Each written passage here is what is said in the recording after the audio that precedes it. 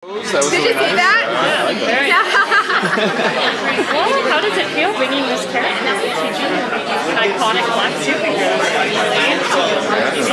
It's fantastic. It feels fun, it feels the right thing to do, it feels timely, it feels responsible. Feels about time. And try to describe as far as like the overall themes of season 1 in 3 words. Overall themes for season 1 in 3 words. About 3 words. Accepting who you are. Accepting who you are. How did you find this particular character and what made you want to develop that one specifically? Well, you guys are comic book fans, right? So I actually was interested in the milestone comics.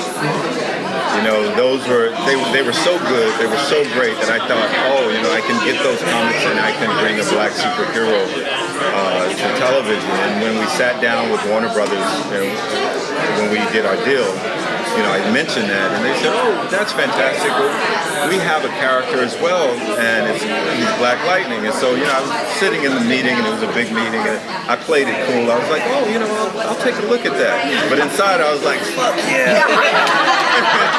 Right? So, got a cool suit. so it was easy. You know, they presented it to us, and it was an easy choice. I mean, you know the character. So. I think also, you know, it's, you know, they're slowly starting to see black characters in the genre itself. So you want to be invited to that party, but more than just being happy to be there, what can you do once you're there? And one of the things I think is important is that images are powerful. They're powerful because when you can see yourself, you have to show up. If you can see yourself, then it's like, oh, who else can see me? And who else can see me? And what am I doing with my life? What choices am I making? Who am I? Where do I serve and fit in if I can be seen? If you remain out of the conversation, out of the storytelling, you feel like you can be on the sidelines and have or maybe I'll stay invisible. I don't have to shake things up. But when that spotlight is on you, what are you going to do? And when someone can see you, I think this is why I'm excited about this time to be in this, to take a black superhero as a father, also taking back that narrative of black men are not in their families' lives. They are. It may not look a certain way, the way that you want it to look, but it is there. They are there, they're loving. And they're raising their children. And then skipping to young black women. Black women are some of the most invisible people in media, in life, in the concerns, even within our own culture. Sometimes black men get their needs met before we can even talk about our needs. But to see 2 young black women raised at a time that they are to be empowered by a strong black woman, a strong black man, to step into their power and then be guided by that, challenged by that. It's time for that at a time in real life when young women are looking for those choices. They're the Obamas of the superheroes. Yes, yes, the Obamas of the super. They really are. And they have like an episode that they take down. They take down Trump. Yeah. Give us a minute. That was it. Yeah. We might need all the universes.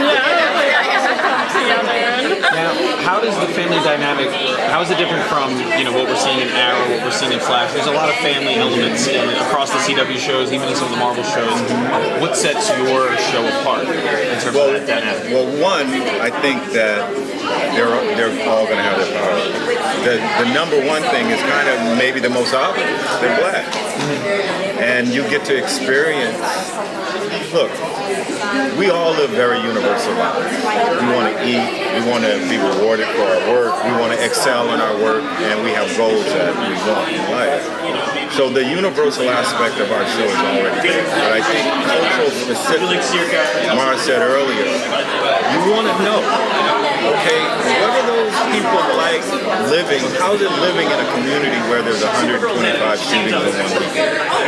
So most people assume those people, all of them just must be toting guns, but no, I grew up in a community like that, right? And so there's a very few people who are making a lot of noise, but you still got to get up as a mailman, as a filmmaker, as a nurse. You got to walk through that neighborhood and make your way through it. As a child, you got to get up, you got to make your way through that and get to school. So I think that is what makes it unique, is that's where we're going to live. Those are the stories we're going to tell.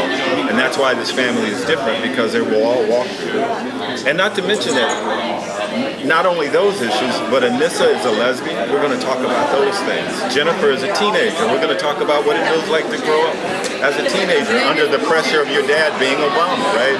What is it like? Lynn, too. I'm sorry, I got No, I was going to talk about Lynn. You want to talk about Lynn? I got to. Don't forget about Lynn. I'm forgetting about Lynn. Probably because, one of her superpower is love.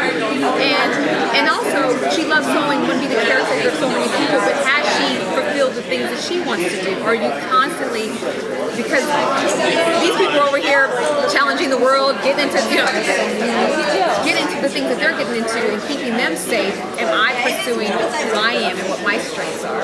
So those dynamics are so important. So how closely do you think you're going to stick to the comic book storyline? Or are you going to, Thematically, we will stick to, we'll stick to the theme of social justice and helping your community and educating. We'll stick to the theme of loving your family and a man being in love. We'll stick to the theme. We'll stick to those themes. Being a principal. Yeah, but I got to do my own story. Yeah. Okay. All right. And speaking of Lynn, that she's seen what being a hero takes out in Jefferson before, and now that her daughters are kind of presenting powers, how is she going to be dealing with that in their own little heroes? I mean, just stating that, you could say she could be a nervous wreck, but then how do you not lose, how do you stay present and focused and strong enough so you can be an anchor to those people? That is a strength in and of itself. You may not be sort of taking on the bullets, but you are the one. And to be a superhero really, in real life and in the genre, who's your support system?